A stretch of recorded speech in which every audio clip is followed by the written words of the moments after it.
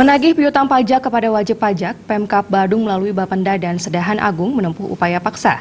Hal ini dilakukan karena masih banyaknya wajib pajak yang tidak melakukan kewajiban menyetor pajak, terutama pajak hotel dan restoran.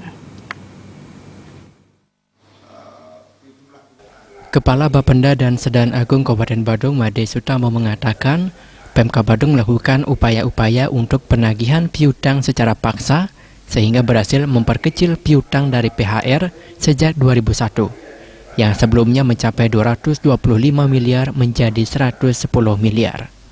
Hal ini dilakukan untuk menagih piutang pajak yang merupakan uang titipan dari konsumen.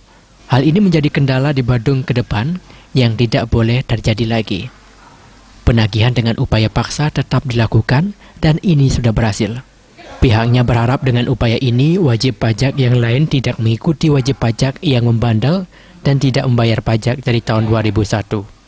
Upaya paksa ditempuh setelah dikeluarkannya peringatan hingga teguran, baik berupa teguran tertulis 1 hingga 3, namun tidak ditindaklanjuti oleh wajib pajak, sehingga Bapenda melakukan upaya paksa. Menurutnya, jika upaya paksa tidak diindahkan, sesuai undang-undang, Bapenda berhak melakukan penyitaan barang-barang dan memblokir rekening wajib pajak. Setelah upaya paksa tidak dilaksanakan, artinya kita berikan waktu, kita bisa melakukan penyitaan barang-barang, dan juga bisa kami memblokir rekening.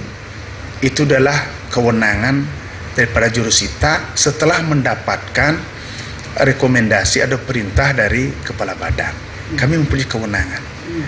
Dan lebih-lebih sesuai dengan undang-undang, ada kami itu mempunyai kewenangan untuk melakukan penahanan terhadap wajib pajak setelah mendapat persetujuan dari gubernur.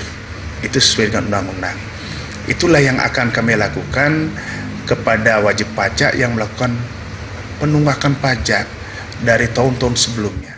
Sutama berharap para wajib pajak selalu taat kewajiban membayar pajak karena pajak yang dibayar kepada pemerintah merupakan uang konsumen yang dititipkan kepada wajib pajak untuk disetorkan kepada pemerintah.